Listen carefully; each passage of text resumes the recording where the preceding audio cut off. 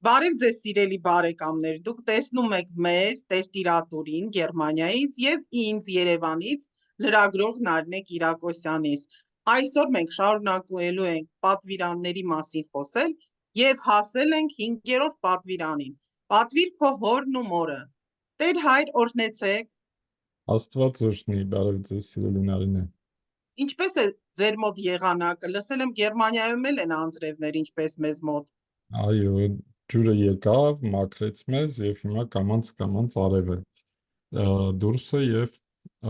չնայած ամառ է այստեղ, բայց գարունը սկսվում է։ Փառք Աստծո, բայց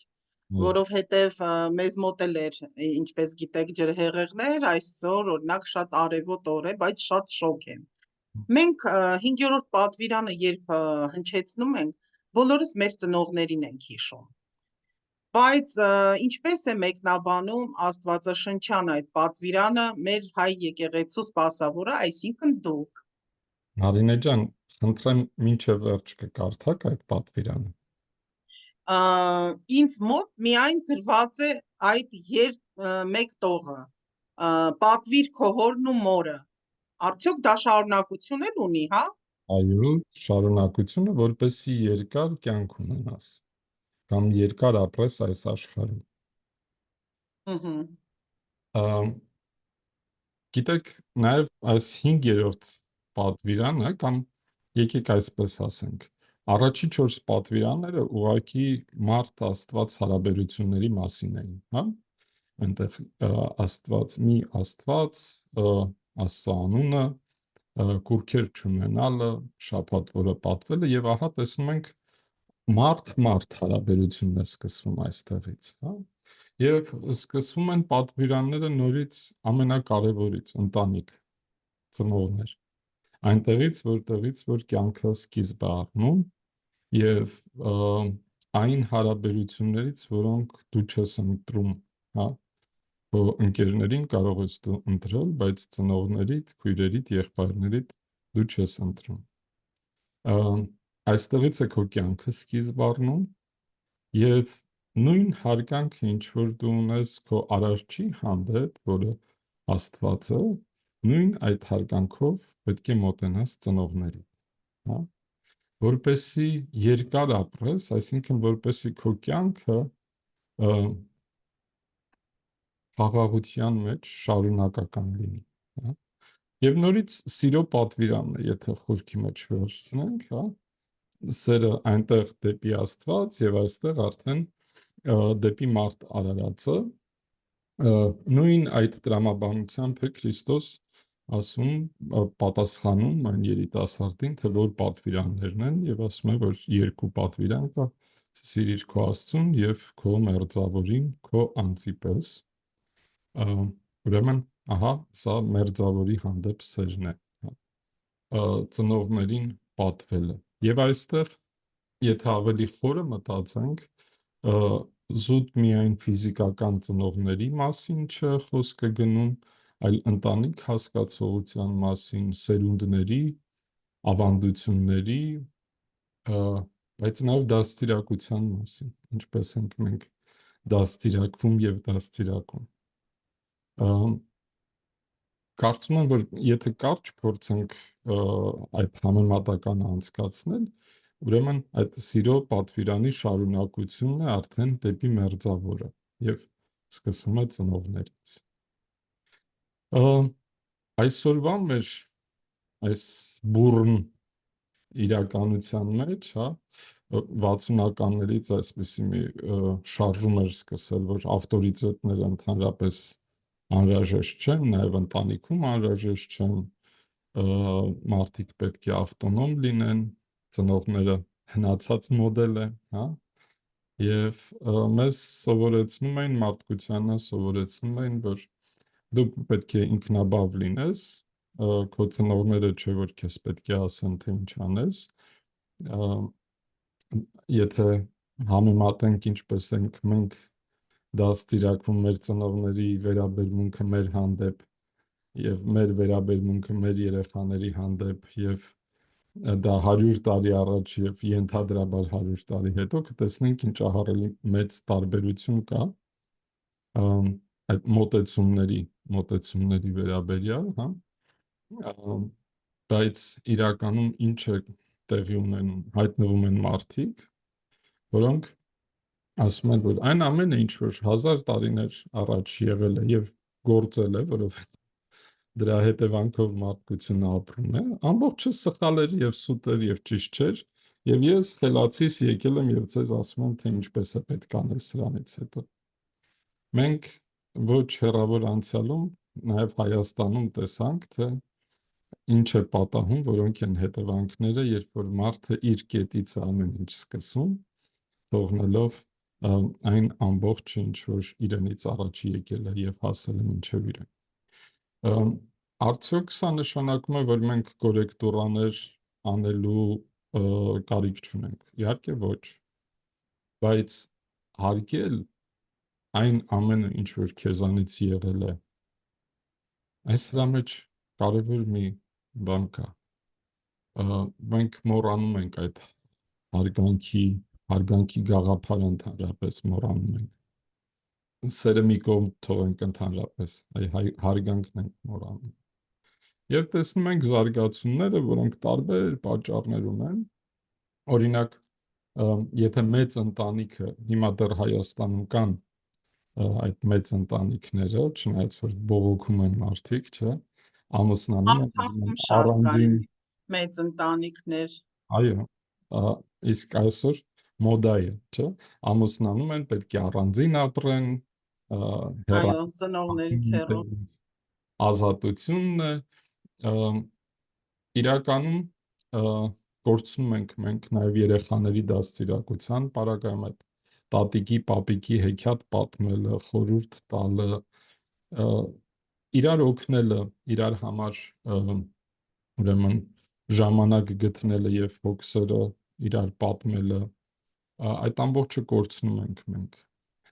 Այսօր ինդուստրիան ասում է քեզ, որ դու պետք է ազատ լինես, հա, մոբիլ լինես, եթե քեզ այսօր Գյումրիում գործ են առաջարկում, դու պետք է գնաս Գյումրի, չնայած որ ծնվել ես Գորիսում, իսկ եթե Գյումրիից էլ քեզ տեղափոխեն, չգիտեմ, օրինակ Նյու Յորք կամ Լոնդոն կամ Սինգապուր, պետք է գնաս եւ որպեսզի կապված չլինես ոչ մի բանի հետ, պետք է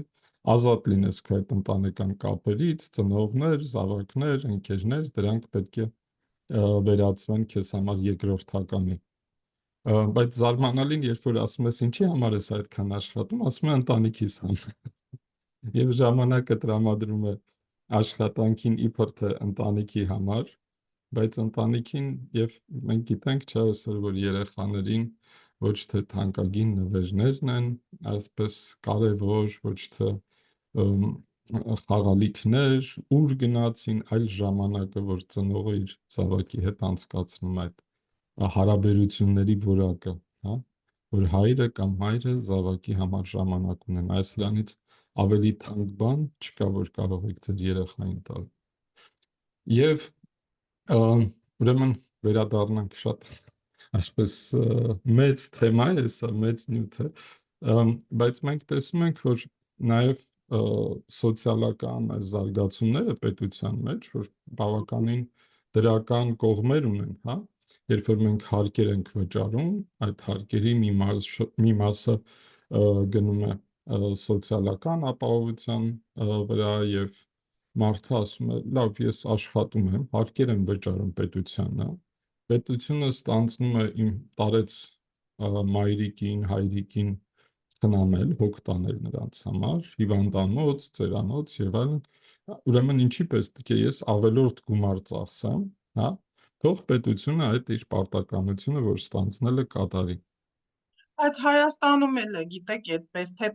պետությունը հոգ չի տանում քո ծնողի մասին, միայն այդ չոր փոշակն է եւ անվճար չէ առողջությունը, եթե իհարկե ինքը նաեւ հաշմանդամություն չունի։ Բայց էլի այստեղ, ինչպես դուք նկատեցիք, առանձին են ապրում։ Տեր հայր, դուք երբ որ ասեցիք ամբողջականը, ես ասեմ մեր դիտողներին, որ խնդիր ունեն, երևի դուք էլ բիլինգվիզմի հետ, ու հիմա հատուկ առանձին նայեցի հայերեն ոնց է հնչում պատվիրանը, պատվիր քո հորն ու քո մորը, որպեսզի բարիք գտնես, երկար ապրես բարեբեր այն երկրի վրա, որ Տերը քո Աստվածը տալու է քեզ։ Եվ դուք ճիշտ նկատեցիք, փաստորեն նաև ես եմ այդպես ընկալում, որ այս պատվիրանները ապրելու օրենքներն են, որ դու առնվազն դիմացինին չվնասես եւ քեզ էլ չվնասես, էթիկայի մեջ նաև մնաս, ճիշտ է։ Երջանիկ ապրելու բանալին, ինչպես սկզբում Այո, շատ լավ ասացիք։ այո Ձեր խոսքը իմիջիալուց թևավոր է դառնում արդեն։ Մեզ գրում են եւ մենք բավականին լավ դիտումներ արդեն ունենք։ Ուրախ եմ, հույսով եմ, որ սրանք օգտակար են այդ ներքին խաղաղությունը գտնելու ճանապարհին բոլորի համար, ինձ համար էլ է շատ հետաքրքիր արդյոք այն, ինչ մենք այստեղ Հայաստանից մի քիչ հեռու ապրում ենք եւ այն հարցերը, այն խնդիրները, որոնց հետ առնչվում ենք նաեւ արդիական են մյուս մեր քույրերի եւ եղբայրների համար եւ տեսնում ենք, որ մեծամասնությամբ դա այդպես է, որովհետեւ մարդը միշտ մնում է մարդ, հա։ Եվ գիտեք, այդ խնդիրը, որ նշեցինք, պետությունը պետք է հոգ տանի, դա մի կողմից ապահովություն է, հա, որ դու մի քիչ հանգիստ ես, որ գիտես, կա ինչ-որ մի ապահովություն եւ դա լավ է, բայց ծայրահեղությունները արդեն վատ են։ Ես մի անգամ մի տարեց համայնքի մեր անդամներից մեկի հետ զրուցում էի այսպես եւ ասաց, գիտես, Տեր հայր, ամենամեծ դարդը սրտիս որն է, ասում եմ, որն է։ Իմ ծնողները 6 զավակներ ունեն, մեզ 6-ից մեծացրել են, իրենց բերանի հացը կտրում էին, մեզ էին տալիս, որ մենք դպրոց գնայինք եւ այլն։ Հետո երբ որ մեծացանք, մենք 6 զավակներով արդեն Գերմանիայում ապրելով, բոլորս աշխատանք ունենք, սանան չէինք կարողանում մեր երկու ծնողներին տեր կանգնել։ Հասկանում եք, ինչ ցավալի բան է։ Եվ երբ որ մտածում ես, տեսնում ես, որ այսօր բոլոր տեղերը Դրա շարունակությունը նաև մեր հայ ազգին բնորոշ, երբ ծնողը Հայաստանում է մնում, ամեն բան իր երեխային տվել է, երեխան դրսում է գտնվում, գումար է ուղարկում, բայց նույնիսկ հուղարկավորությանը կամ չի գալիս, կամ չի կարողանում տարբեր պատճառներով, բայց այդ ծնողը ինքը իր մահի մահճակալում սպասում է այդ երեխային։ Ես չգիտեմ, ամենաշատ, այո, դու երեխային էլ ես հոգ տանում ամեն ինչ, բայց ծնողը մի այլ բան է, ծնողը ինձ համար նաև սրբություն է, գուցե չի կարելի նման բան ասել, բայց իր երեխայի համար ծնողը սրբություն է եւ դրվագներ են եղել, երբ որ դուք ասեցիք, ես սկսեցի հիշել, ինչքան մեր մոտ հայեր կան, որ ասում են ամեն բան անեմ, ուղարկեմ, գումար ուղարկեմ, որ ծնողս այդտեղ լավ ապրի, բայց իրանք չեն կարողանում տեսնել տարիներով ու տենց մահանում են ծնողները կարոտով։ Դա ցավալի մի բան է, ոչ թե մեղադրելու համար եմ ասում, այլ իրականություն, որի մասին մենք անգամ խուսափում ենք մտածել, հա։ Եվ սա միայն մեզ մոտ չէ, բոլոր տեղերն են նկատելի այս խնդիրները, որ ընտանիքները, մեծ ընտանիքները քանդվում են։ Մյուս կողմից նկատելի է, որ մարդիկ հասկանում են, սկսում են հասկանալ, որ իրականում, բայց նա ավելի լավ էր, երբ որ քեզ խորհուրդ տվող ունես, ոչ թե դու պետք է ամեն ինչ զրոյից մտածես եւ որոշես, անընդհատ որոշումներ կայացնես, այլ շատ հաճախ նախընտրելի, երբ որ այդ ուղղությունները արդեն փորձված ուղղությունները կան եւ դու կարող ես վստահելի մարդուց, այն մարդուց, որ քեզ սիրում է, այդ խորհուրդը ընդունել եւ իհարկե որոշել այդպես ես անելու թե չէ, բայց գիտես, որ այդ խորհուրդ տվողը քեզ սիրող մեկն է տալիս։ Ես միշտ ասում եմ, երբ որ մեզ 1000 կողմից այսօր սոցիալական ցանցերում առաջարկում են երջանիկ կյանքի բանալիներ, հա, անգամ երջանկության հոգեբանություն կա այսպես կոչված, պետք է հարցնել ինչի համար են մարդիկ դա անում, պատճառը, դրդապատճառը ո՞րն է։ Եվ տեսնում ենք, որ միակ դրդապատճառը, որտեղ որ սերն է, դա եկեղեցին է, Աստվածը, ծնողներն են։ Ուրեմն պետք է այդ հարցերում մի քիչ լուրջ մոտենանք եւ վերադառնալով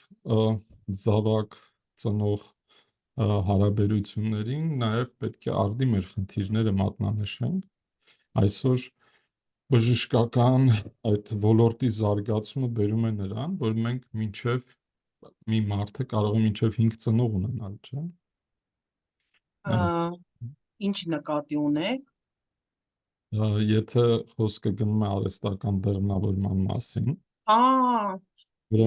ես չեմ ուզում այդ մասին խոսամ, ես չեմ ընդունում դա։ Ես սուրոգատը հայերեն սուրոգատա, չէ, երևի, դա էլ չեմ ընդունում, կներեք, թող Աստված իստերի։ Ընդունում ենք մենք դա թե ոչ, այդ իրականությունը կա եւ կան մարդիկ, որոնք այդպիսի ընտանիքներում ապրում են եւ իրենց համար հարց է, ես ո՞ր մի ծնողին սիրեմ, չէ՞։ Արհեստական բեղմնավորումը այսօր թույլ է տալիս, որ ուրեմն հայր եւ մայր, որոնք ընտանիք են եւ երեխա են ցանկանում, սերմը եւ ձվաբջիջը, այսպես ասած, տրամադրող ծնողները, ֆիզիկական արդեն ծնողները եւ ձեր ասած սուրոգատ այդ վարձկան, հիշեցի, փոխնակ մայր, հիշեցի։ Վարձկան կամ Դե ուղղակի կապ չունի սերմը ումն է, այդ կինը 9 ամիս իր մեջ կրում է այդ երեխային, ոնց կարա ինքը հոգեպես միավորված չլինի։ Որտեղ որ մենք մեզ Աստծո տեղ ենք դնում եւ սկսում ենք մտնել բնության օրենքների մեջ, արդեն պատասխանատուն բնությունը չէ, այլ մենք ենք, հա։ Երբ որ արև է գալիս կամ անձրև է գալիս եւ մեզ վնասում է, բնությանը դատի չես կարող տալ, բայց երբ որ մարդը գալիս է եւ այգի վառում է, հրդեհում է, մարդն է մեղավոր, հա, նույնը եւ շատ ավելի ծանր պատասխանատվություն է ընկնում մեր վրա, երբ որ մենք այդ քայլերին ենք գնում եւ այդտեղ առանձին մի թեմա է, որի մասին շատ երկար։ Հա, ինձ էլ ա թվում, լրիվ առանձին է։ Բայց որն է կարևորը, ծնողին հարգելը նրան, ով որ քեզ կյանք է տվել, հա, եւ դա սերունդների ավանդության։ Մենք օրինակ շատ հաճախ լավ է հին բաներ են, մոռացեք, չէ՞, ասում ենք։ Ես այդքան չէ, բայց հաճախակի լսում եմ։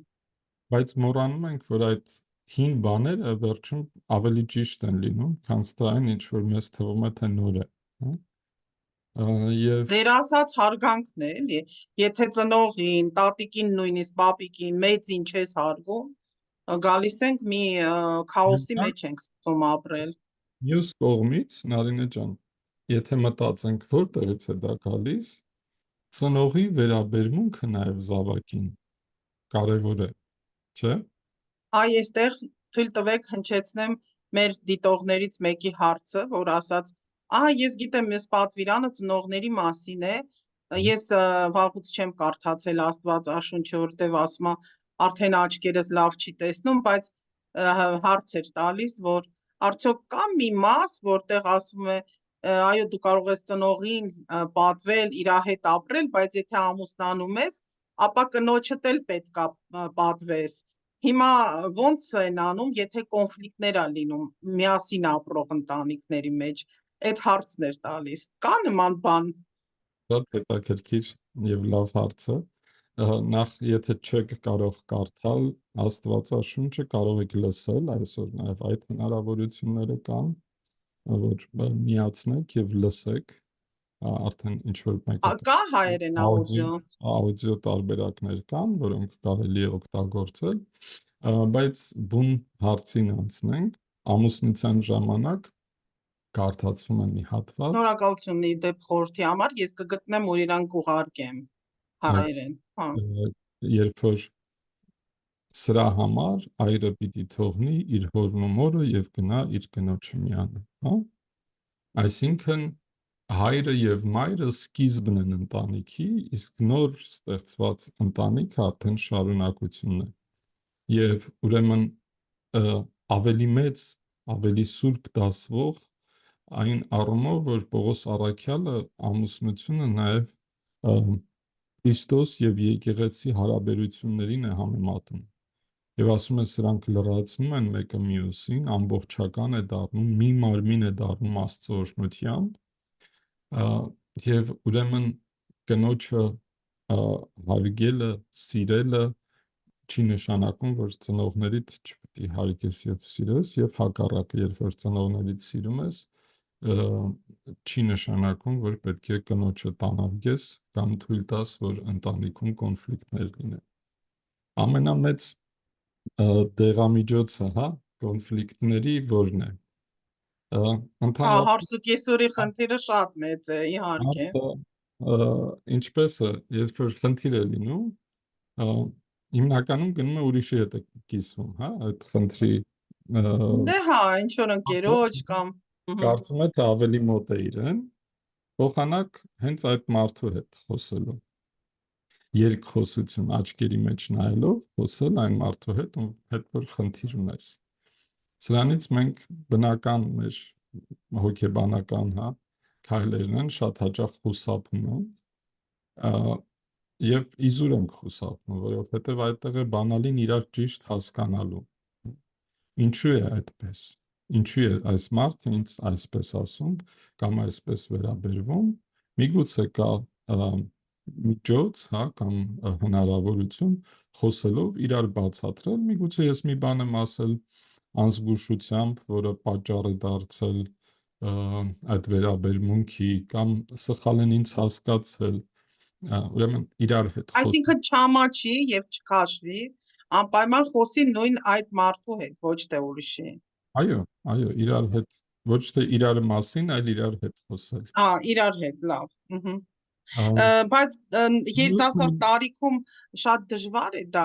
ու խորհուրդ եմ տալի, եթե երիտասարդներն են նայում, այս խորհրդին հետևել, քանի որ մենք կանայք 40 տարին անցնում է, հետո ենք համարձակ սկեսուրների հետ խոսում, ասում են լեզուդ երկարեց, բայց այդպես ավելի հեշտ է եւ նույնիսկ ընկերանում ես հետո։ Իհարկե, եւ իհարկե նաեւ ամուսիններով պետք է խոսեն, եւ սա ոչ թե միայն կնոջն է վերաբերում, այլ նույն ձևով նաեւ ամուսնուն, հա, տղամարդ Այո, կնոջ հանդեպ եւ կնոջը տղամարդու հանդեպ, նաեւ իրար հետ պետք է խոսել։ Այ ինչու է, գիտես, ինձ սա նեղում է, որովհետեւ ես քեզ սիրում եմ եւ ուզում եմ, որ իմ ընտանիքը եւ քո ընտանիքը համերաշխ լինեն, մեր ծնողները, մեր եղբայրները, քույրերը, տեսնում եմ այսպիսի վերաբերմունք, սա ինձ նեղում է։ Արի խոսենք սրա մասին։ Առանց կռվելու, այ կռվելը, գոռալ, ճվալ, ճչալը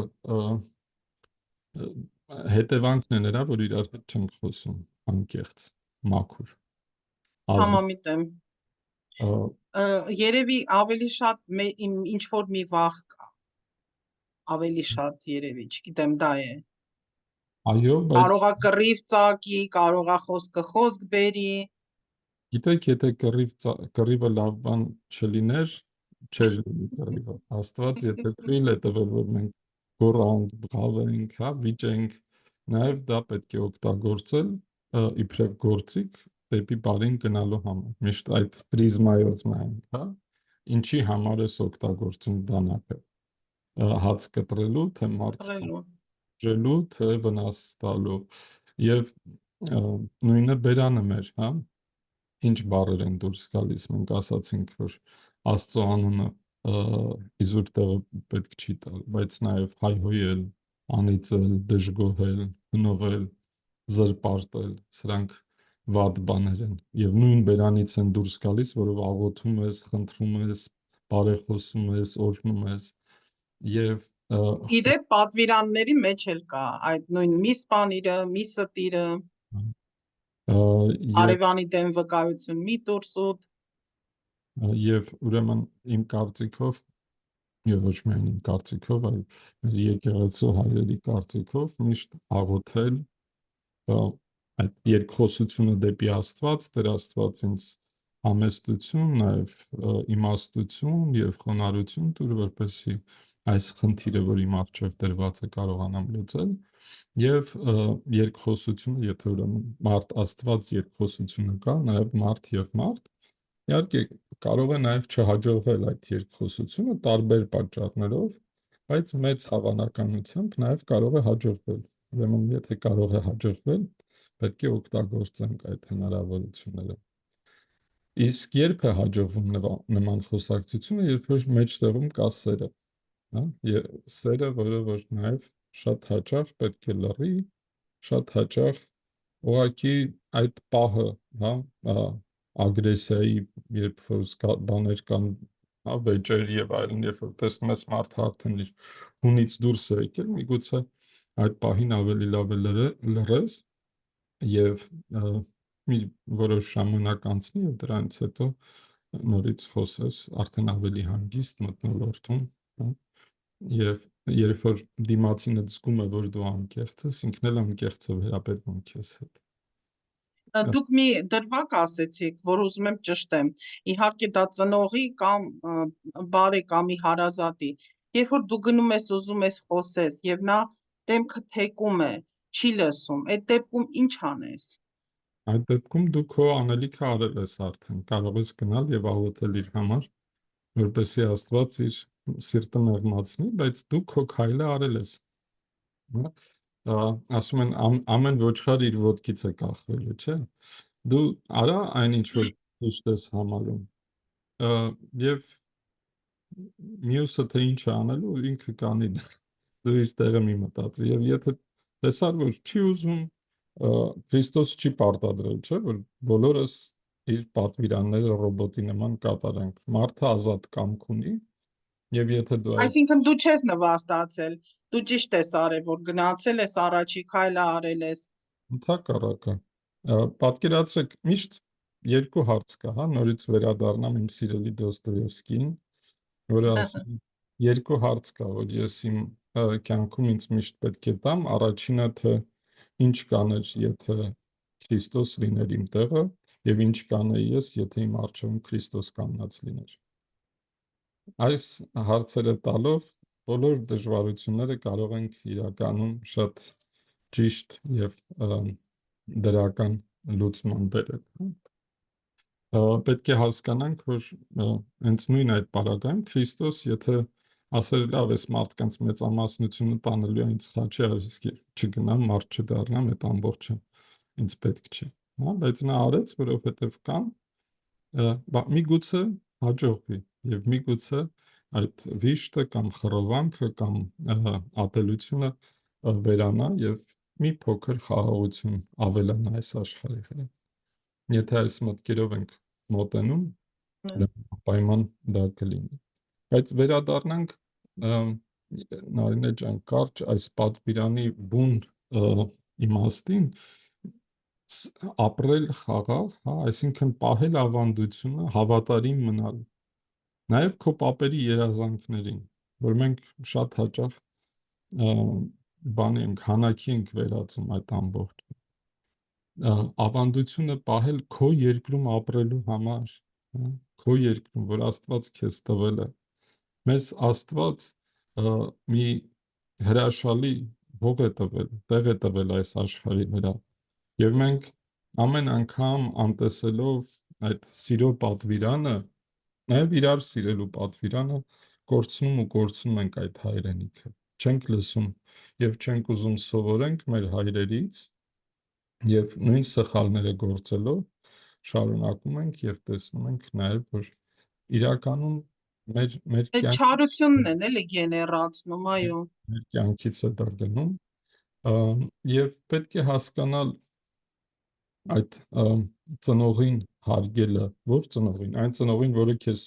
թույլ չի տալիս, որ եկեղեցի գնաս, երբ որ դու երկու անգամից ավել աղոթք ես անում, քեզ ասում է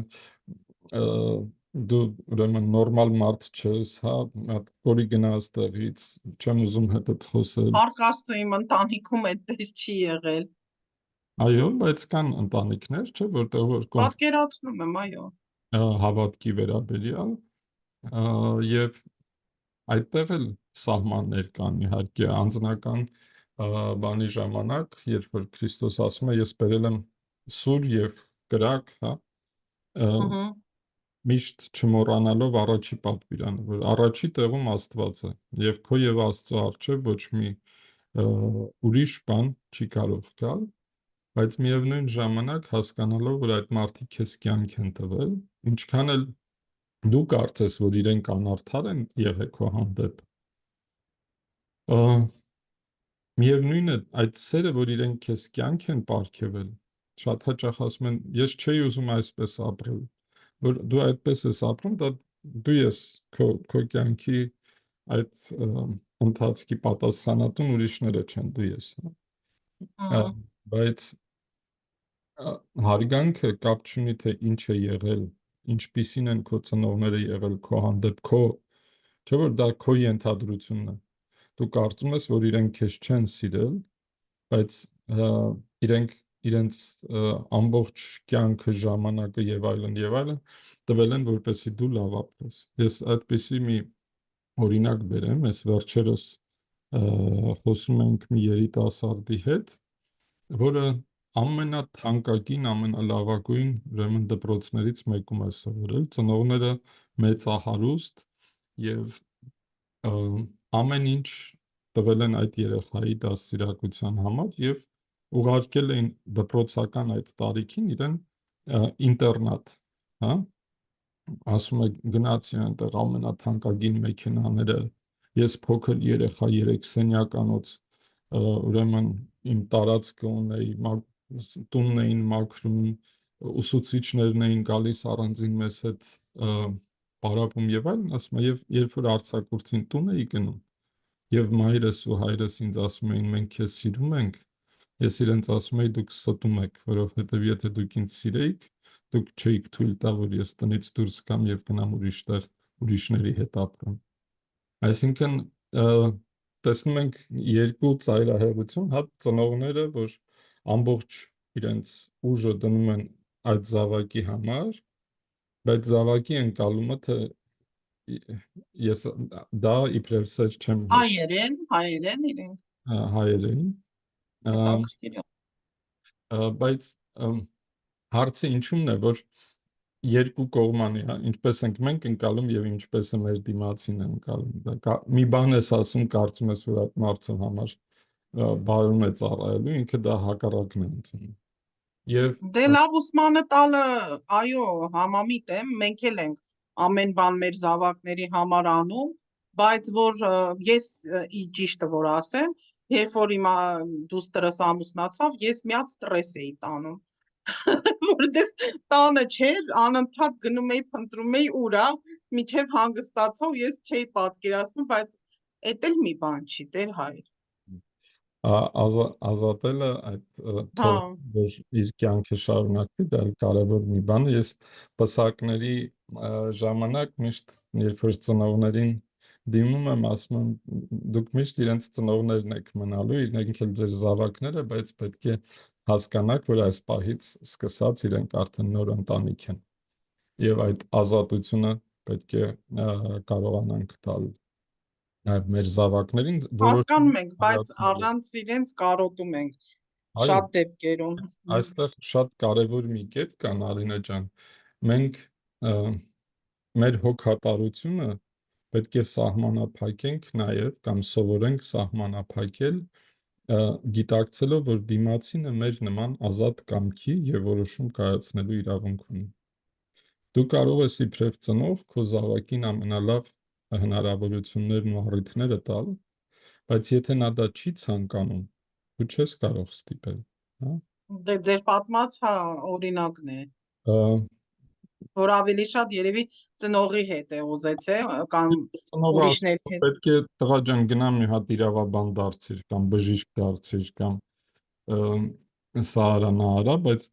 երեխան ուզում է նկարիչ դառնալ կամ երգիչ դառնալ, հետո դառնում է, որովհետև ծնողները ստիպել են բժիշկ եւ ամբողջ կյանքում ներքին այդ կոնֆլիկտներից ինքն էլ չի հասկանում թե ինչի, բայց դեպրեսիաների մեջ է, երջանկությունը չի գտնում։ Դե Դաստայևսկին սրա մասին լավ ստեղծագործություն ունի։ Այդ կոնֆլիկտը միշտ կա։ Բայց ամենայն դեպս վերադառնալով մեր պատվիրանին, հասկանանք, որ այս պատվիրանը նույն այդ սիրո պատվիրանն է եւ ծնողների հանդեպ եւ թե ծնողների դեպի զավակ, հա։ Այսինքն ինչպես ենք մենք դաստիարակում մեր զավակներին, դաստիարակենք այնպես, որ իրենք այդ ծնողի հանդեպ սերը ունենան։ Եթե մենք նաեւ պետական մակարդակով ուսուցչին հանրային կերպով նվաստացնում ենք, կապ չունի այդ տվյալ ուսուցիչը լավն է թե վատ, բայց հանրային կերպով նրան նվաստացնում ենք։ Եթե մենք հոգևորականին նվաստացնում ենք, եթե մենք զինվորականին նվաստացնում ենք, եթե մենք ոչ մի ավտորիտետ, հա, թույլ չենք տալիս, որ գոյություն ունենա, բացի մի կողքից, ինչ ենք անում ենք, ջախջախում ենք մարդու մոտ հարգանք մյուս մարդկանց հանդեպ։ Հետո դա վերականգնելը արդեն մի քանի սերունդների աշխատանք է լինելու եւ հայտնի չի, կկարողանան, կհաջողվի դա, թե չի հաջողվի։ Եվ ճիշտ դաստիարակության ամենամեծ, ամենահաստափոր գիրքը, այսպես ասած, որն է, գիտեք։ Չէ, ես անընդհատ մոռանում եմ, ասում եմ կարող եմ իր սխալ բան ասեմ, դուք ասեք։ Սխալ բան չկա, սեփական օրինակը, ինչպես ես դու ապրում, ինչպես դու վերաբերվում քո ծնողներին։ Բայց չէ, որ մի քիչ էլ ուրիշ է, դաստիարակությունը եւ տանն է ստանում, եւ դրսում, եւ դպրոցում, հա, գուցե հենց առաջի դաստիարակությունը, այո, օրինակը ծնողներինն է։ Բայց նաեւ ուսուցիչը, երբ որ ուսուցիչը անկեղծ է, երեխան դա տեսնում է եւ սովորում է։ Եթե ուսուցիչը գնահատական է դնում, որովհետեւ իրեն ծաղիկներ են բերել, դա մի ուրիշ բան չէ։ Այսինքն նաեւ անցած անգամ հոգևորականների մասին խոսեցինք, երբ որ հոգևորականը մի բան է քարոզում, բայց ապրում է այլ կերպ։ Եթե զինվորականը հայրենասիրություն է քարոզում, բայց ապրում է գործերով ուրիշ բան է ցույց տա։ Սրա մասին է խոսքը, որ մեր գործերը եւ մեր խոսքերը պետք է համընկնեն, հա։ Եվ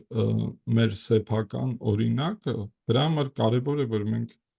մեր արժեքների եւ համոզմունքների հիման վրա ապրենք,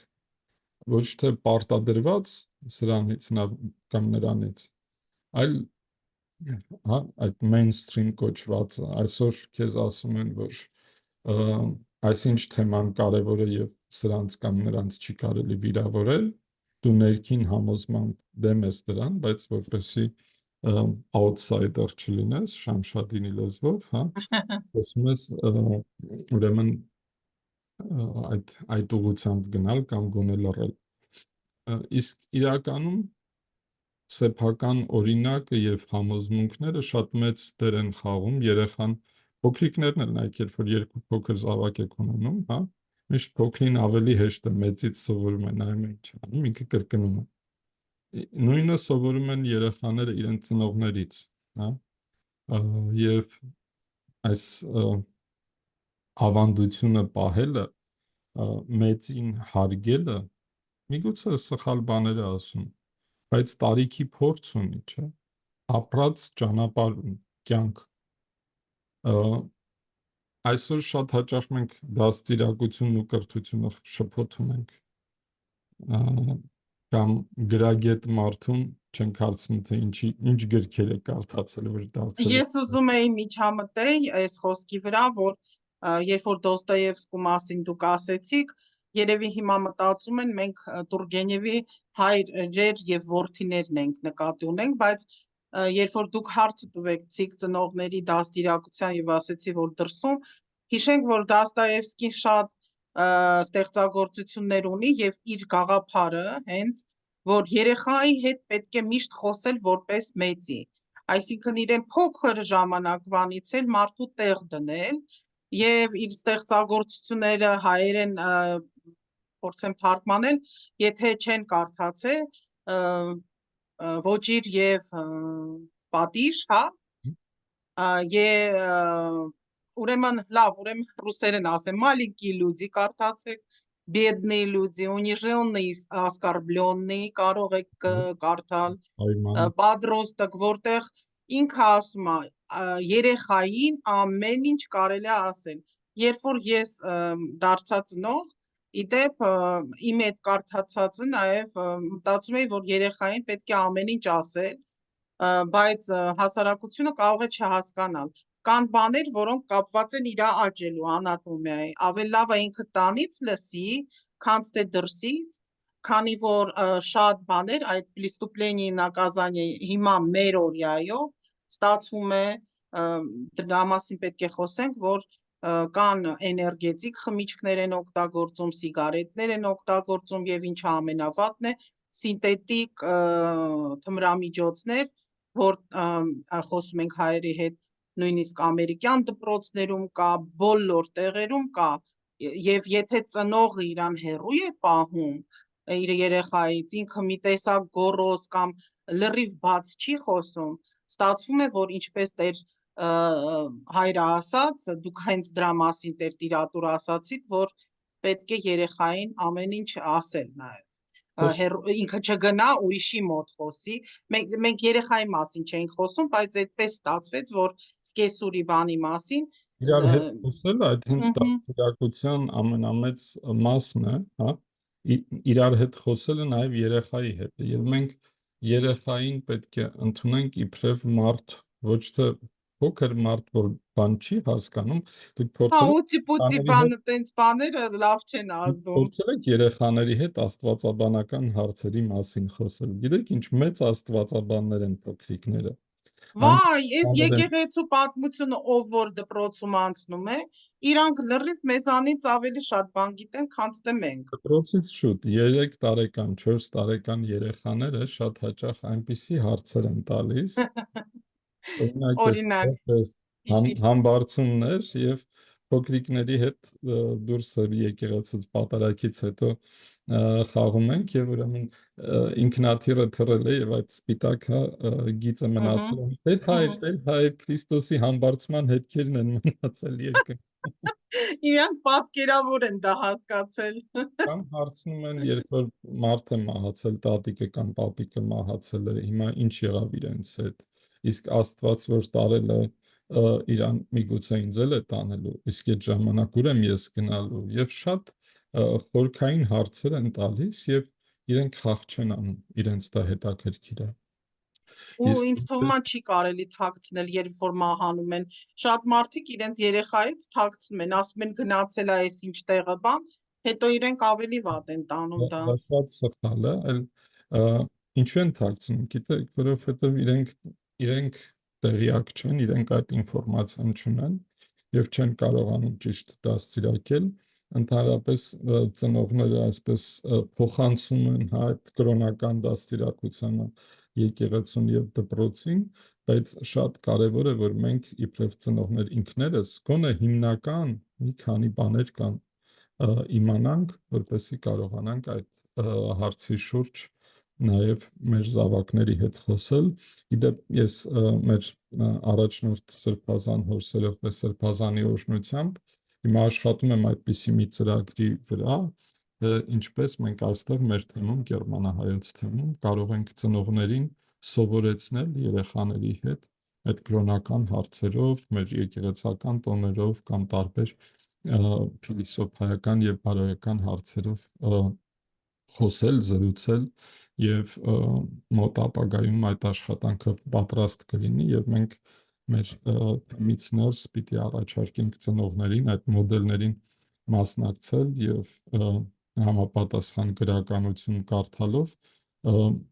արդեն տանը, հա, զբաղվել երեխաների դաստիարակությամբ եւ եթե մենք այդ հիմնական գիտելիքները ունենք, արդեն շատ հանգիստ կարող ենք փոխանցել նաեւ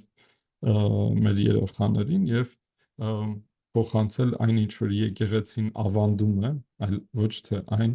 ինչ որ մեզ սովորեցնում են այստեղ տարբեր ինչպես եք ասում այդ աղբյուրներին, որ հստակեցված չեն լրագրողներ։ Այդ ես չեմ օգտագործում օդից կախված։ Օդից կախված լուր։ Հա։ Օդից կախված լուրերով, այլ հստակ իմանալով թե ինչ ենք ասում եւ ինչու։ Եվ սա շատ կարևոր է ես նայեցի ձեր այդ հաղորդումը գրադարանի որ փակում են հա սարսափելի բան է եւ դա հատկապես բոլոր հարցերում կարծես թե այդ Google-ը կամ ChatGPT-ին կամ այդ բայց չկա նման գրականություն ոչ Google-ն է տալի ոչ էլ բան եւ խոսքը տնտեսական ոլորտի մասին է, սովորական գրականության մասին չի խոսքը, այլ նույն GOST ստանդարտների, այսինքն բոլոր երկրները ունեն արտադրանքի ստանդարտ, որակավորում, այ։ Նկատի այն, որ մենք վստահելով այդ ժամանակակից այսօրվա տեխնոլոգիաներին, էլ ժամանակ չենք ծախսում գիրք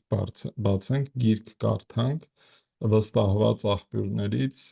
տեղեկություններ ստանանք, եւ սա շատ վատ է, որովհետեւ Այնքան լղոզում վատ է, ենք որ մեր էլեկտրիկը չի կարողանում այդ նոլն ու եսի մինչը ֆազերը տարբերել, բայց գործի է ընդունվել։ Իսկ այդ գրական նությունը, որի մասին ես ռեպորտաժը պատրաստել էի, հենց նաև ինժեներիա, էլեկտրիկայի մասին էլ է նաև։ սխալ կրթությունը էլեկտրիկի պարագայում կարող է իր եւ շրջապատի կյանքը վնասել, Կյանքի, այո, վնասել, այո։ ալ դաստիարակությունը ընտանիքում, Ճանապարհաշինությունը Տեր հայր, մենք այսօր Լորվա այդ տրագեդիան ունենք, որովհետև սխալ ճանապարհաշինություն են նաև արել, ու ոչ մեկ դրա մասին չի ասում, որ ժայռեր են քանդե պայթեցրել։ եւ դրա մասին է խոսքը, որ մենք եթե այդ կրթությունը ամեն մի ոլորտում անկեղծ լինելը բերում է հետո նաև անվստահության, չէ՞, որ ինչու մենք այդ հին հայկական խոսքը կա, չէ՞, որ ասում ես, ես ինչ մասնագետն է պետք ասում, քեզ ինչ մասնագետ, ինձ հարցրա, ես քեզ կասեմ։ Բոլորս ամեն ինչի մասնագետ ենք, կարծեցյալ, թվացյալ, Ունենց վստահ, դու ինձ ասա, դու ինձ հարցրա։ եւ դա բերում է, եւ այդպես է, որ մենք շատ հեշտ, ինչքան ավելի քիչ կրթված լինենք, այդքան ավելի հեշտ կհավատանք ստերին, բացյալ ճշմարտությունը կընդունենք։ Գիտեք, չէ, այդ վերջի տարիներին, այսպես ասած, հիպ է տարածվել, որ երկրագունդը աշխարհը ոչ թե կլոր է, այլ տափակ, եւ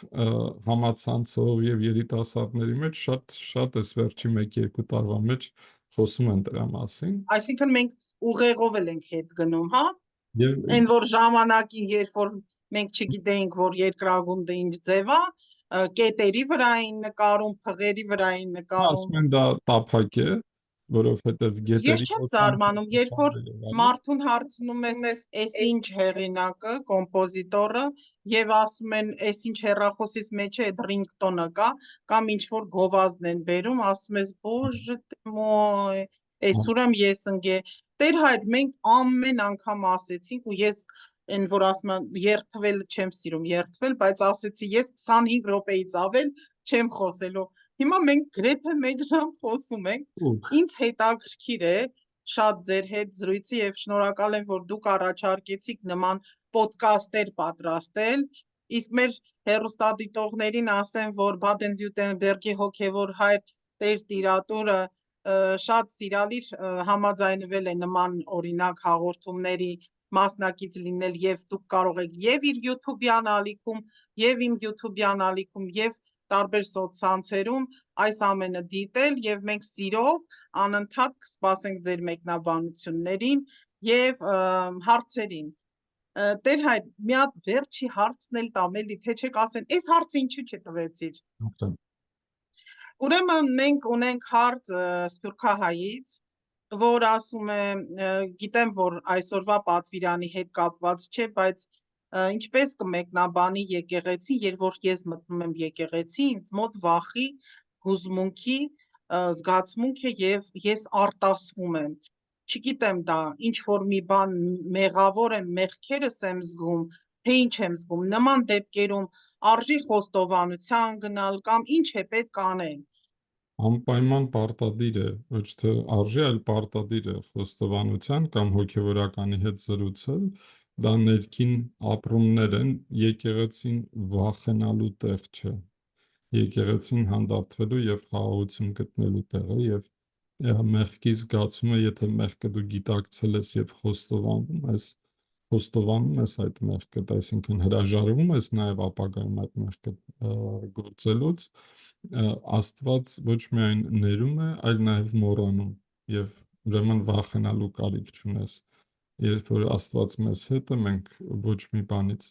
պետք չէ որ վախենանք։ Իսկ եկեղեցի չգնալ, որովհետև վախենում ես, դա չարի գործն է, որ ուզում է խաբել ձեզ եւ թույլ չտալ, որ եկեղեցի գնաք։ Հուզմունքը, արտասվելը դա ուրիշ զգացում է, Եվ որպեսզի այդ կոնկրետ պահին հասկանանք, թե այդ մարդու հոգում ինչ է կատարվում, պետք է իր հետ զրուցել, եւ ես խորհուրդ կտամ անպայման հոգեվորականի հետ առանձին զրուցել եւ գտնել պատասխանը, թե իր պարագայում ինչու՞ն է պատճառը։ Իսկ ձեզ կարելի է դիմել, հարցնում են, եթե հեռու են ապրում։ Կարող եմ դիմել, կարող եմ գրել, փորձեմ պատասխանել, բայց վստահաբար իրենց մոտ էլ հոգեվորական կա, որ կարող է օգնել, ավելի լավ է դա, երբ որ ձեր շրջանի հոգեվորական, Անմիջապես, ֆիզիկապես գնա, այո։ այո, բայց եթե հարցեր կան եւ կարող եմ պատասխանել, մեծ սիրով։ Շնորհակալ եմ շատ։ Մինչ նոր հանդիպում։ Շնորհակալություն, սիրելի Նարինե, Աստված օրհնի ձեզ։